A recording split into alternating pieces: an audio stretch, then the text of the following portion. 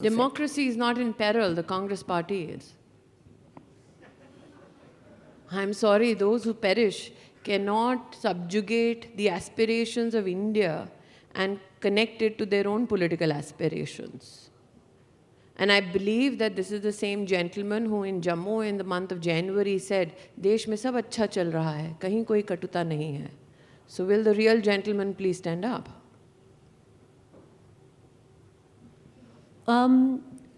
For the gentleman that you spoke of as well, and I'm sure you're going to now speak of in Parliament as we're just going to let you go, does criticizing India, because we're all part of the India story, make us anti-Indians or anybody anti-India? I think you do not contextualize what has happened in London.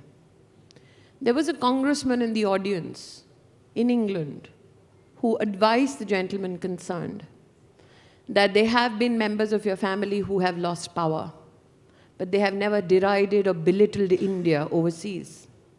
That gentleman, given his legacy and his relationship with the Gandhi family, gave well-founded advice.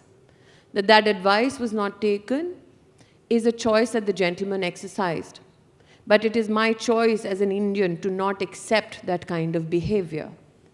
That the gentleman has to be even tutored to do a press conference gives me an assumption that the gentleman concerned would take a position not out of concern for one's country, but out of concern for one's political legacy. And if there is one election, if you want to forget what happened in 2014 and 2019, but if there is one election that can tell the gentleman concerned that you need to wake up and smell the political coffee, it is the elections that have transpired in the Northeast, where the Northeast has resolutely voted for the Bharatiya Janata Party. States which are not Hindu-dominated have voted for the Bharatiya Janata Party. Because Antogatva, development works.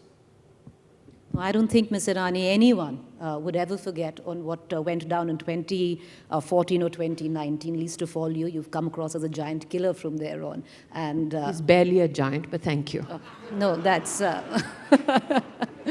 Well, we're going to let you go. I know you need to get to Parliament. But for the benefit of everyone who's sitting here, if you had to make a speech, because, you know, we heard that press conference of yours yesterday where you asked Rahul Gandhi to apologize. And if you had to make a speech in Parliament to possibly counter it, what would you say today? Would I make a speech to an absentee MP? I spoke what I spoke as an Indian. I spoke what many Indians believe. And I think if you just look at the Indian ways of bringing up our children, you will see many mothers who say, "Jo jhagda karna hai, ghar pe karo. Bahar jaake nahi karo." That quintessentially we are all argumentative is known. That quintessentially we will deliberate, debate, discuss is known.